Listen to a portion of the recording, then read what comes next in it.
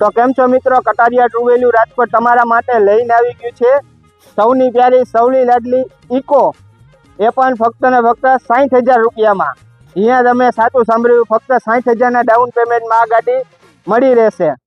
જો ગાડીના ડિટેલ્સની વાત કરીએ તો 2021નું મોડેલ રહેશે, 1 ઓનર ગાડી રહેશે। જો કિલોમીટરની વાત કરીએ તો જેન્યુઅન 60,000 ચાલેલી આ ગાડી રહેશે, સીએનજી વાળી। તો ચાલો તમને ગાડી દેખાડીએ।